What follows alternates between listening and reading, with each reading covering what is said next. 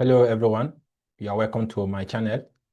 Today we are going to start a new solution series on physics.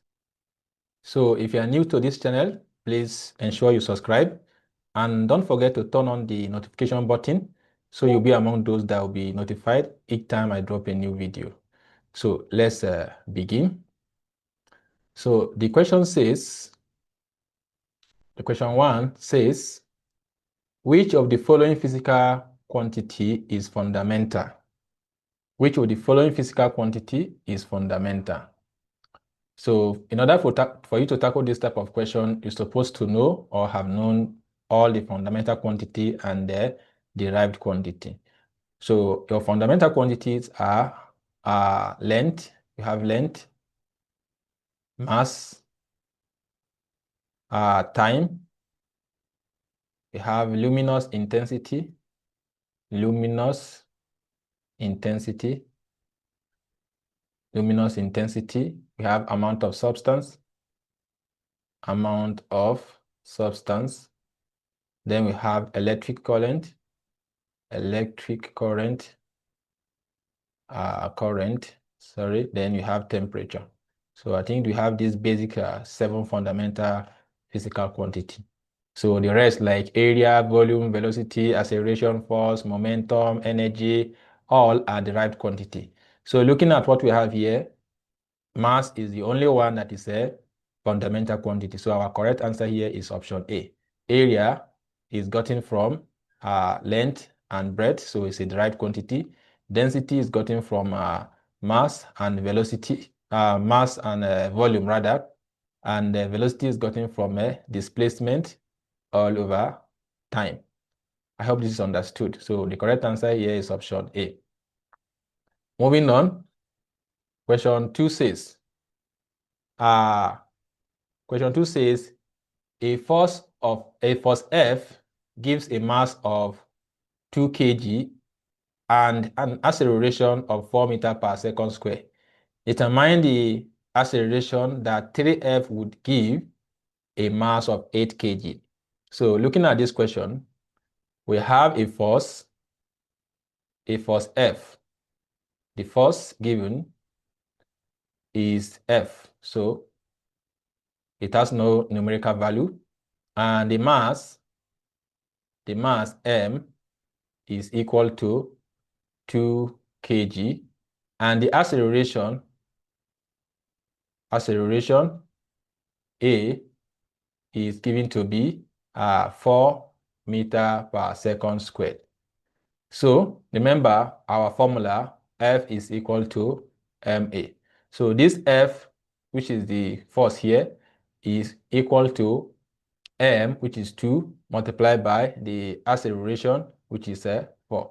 This will give us 8 Newton. So the question is now saying that we should determine the acceleration A. This time around, we're looking for acceleration. For the second question, we're looking for acceleration. That 3F, this 3F is equivalent to what? 3 times F is 8, 3 times 8. So 3F is equivalent to 24 Newton. So 24 Newton will give a mass of 8 kg. So here we are also giving mass to be equal to what? 8 kg. So we are looking for acceleration. So we are going to use the same formula. F is equal to ma. So from here, our F is 24 equal to mass, which is 8, multiplied by acceleration, which is A. So from here, we have A will be equal to 24 divided by 8. So A is equal to 3 meters per second squared. So let's check our options. 3 meters per second squared, that is option A. I hope this is understood.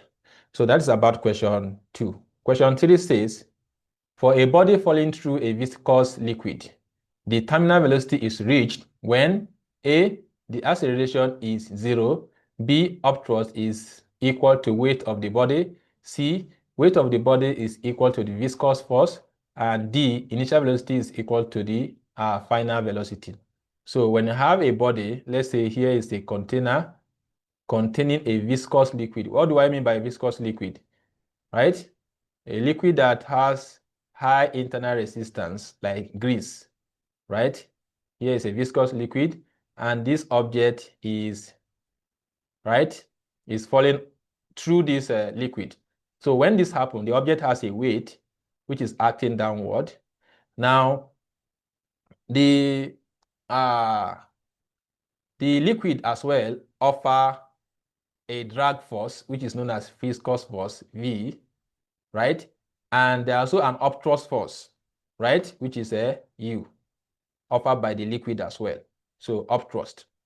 So terminal velocity will be reached if the sum of the upward force equal to the sum of the downward force, right? So that is when terminal velocity will be reached. So which is the same thing as saying that U plus V will be equal to minus W will be equal to 0. Now, if you see the option here, we don't have such option. Here, upthrust is equal to weight. The next one is weight of the object is equal to the viscosity.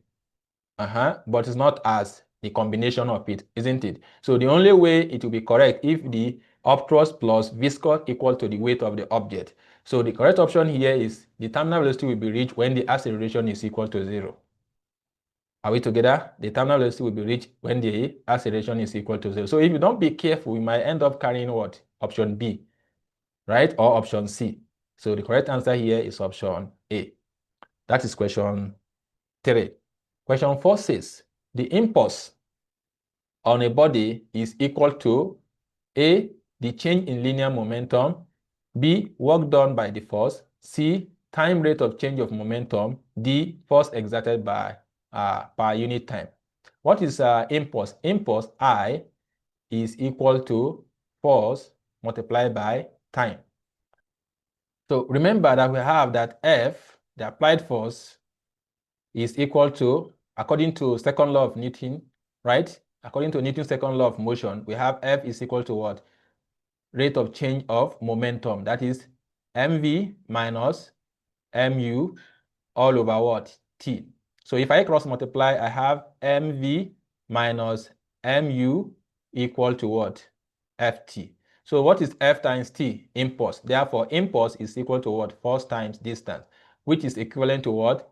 Rate of change in a momentum. That is mv minus mu. So the whole of this is change in linear momentum. Change in linear momentum, which is equivalent to what? F times T, which is a impulse. So the correct answer here is option A, change in linear momentum. Are we together? Now, moving to question 5. Question 5 says, in which of the following liquid is surface tension highest? A, soapy water, B, rainwater, C, hot water, D, cold water. In order to choose correct option here, you remember the factors that determine the surface tension of a liquid. One of it is temperature. If the temperature is high, the surface tension will reduce, isn't it? So method of reducing surface tension is to increase the temperature of what? Of the liquid. So if you look at it now, I can say that cold water have the highest surface tension. Hot water, it will be reduced.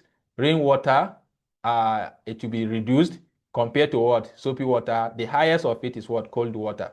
Since high temperature or hot water has a reduced surface tension, therefore cold temperature water will have a high surface tension. Is that understood? So this is where you're going to stop in today's class. We'll continue from here in our next class. Thank you for your time. See you in the next class.